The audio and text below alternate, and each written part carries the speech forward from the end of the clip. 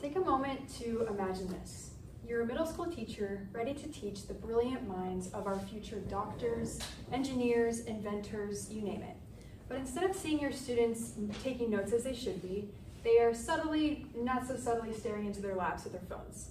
Now, Ellie over there, she's on Pinterest, she's looking at inspo for her 5U formal dance coming up. Jennifer is trying to text her mom happy birthday because she totally forgot this morning.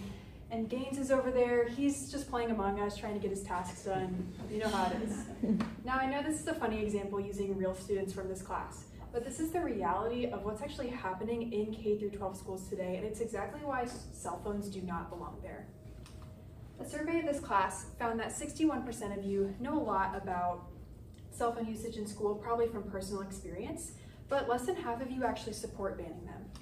Now, this is a picture of me and my mom at my high school graduation. She is a head administrator of a K through 12 school in North Carolina, and they proposed a ban a couple years ago in their school, and she's just talked to me a lot about how that's affected the students.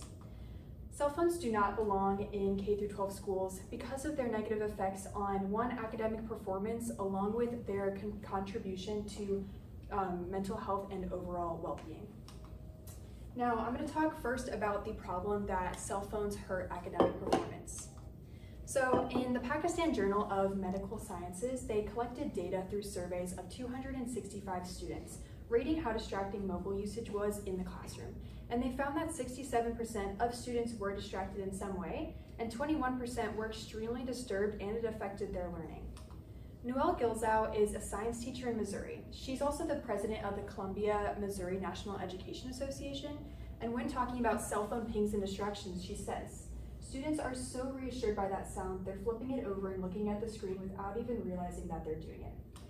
Additionally, in a study from the journal titled Communication Education, they decided to test 47 different students and put them into 3 different groups. So the first group, there was the control group where they did not have access to a cell phone. The second group was the low distraction group where they were given access to a phone and some sort of text or post was given to them every 60 seconds. And then the high distraction group, there was the same thing, but it was every 30 seconds. They were then given a lecture and then they were given a multiple choice and free recall test on what they had just learned. They found that the control group had a 66% average, while the high distraction group had a 52% average, which is a whole letter grade below the control group. Now, moving on to problem 2, not only does cell phones hurt academic performance in the classroom, but it also contributes to screen addiction and mental health risks. Now, a study from the journal called Children, which is funny, they decided to study 145 students ages 6 through 10, and they found that children who used over 2 hours of screen time had higher rates of screen addiction, inactivity, and distraction, while those who used less than 2 hours had lower rates of these. Now, during COVID, TikTok took up a lot of my time. I somehow lost the ability to watch a movie like a normal person. I would actually sit on the couch with my phone in hand, scrolling through TikTok while watching the movie, because for some reason my brain couldn't just focus on the movie. And I know this is embarrassing, but unfortunately I'm probably not the only one in this.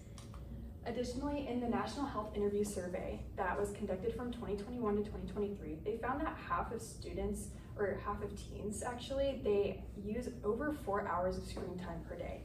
27% of these reported anxiety and 26% experienced depression in just 2 weeks, which is 1 in 4 students. So obviously from what I've told you so far, this is a problem, and people need to be doing something about it, and the good news is that people have began to implement these bans.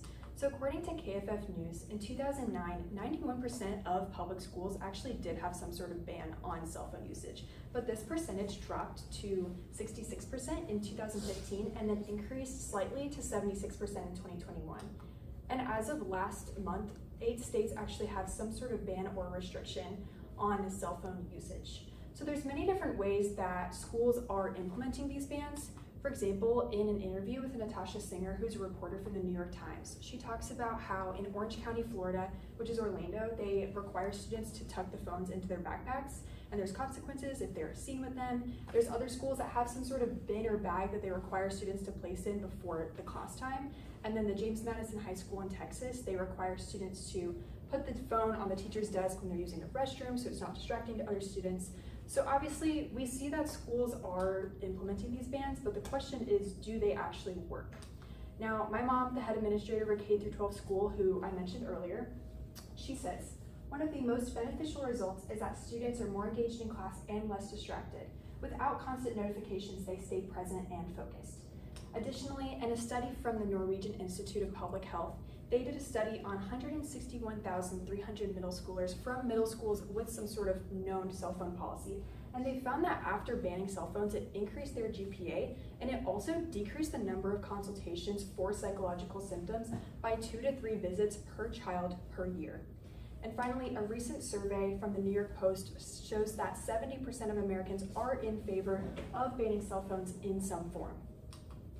So obviously, cell phones propose many challenges for academic settings, and not only is it keeping people like Gaines distracted by playing Among Us, but it's also it's negatively impacting their academic performance, and it's contributing to screen addiction and mental health risks. So banning cell phones in K-12 schools is something that we need to prioritize and get more people on board with. Thank you.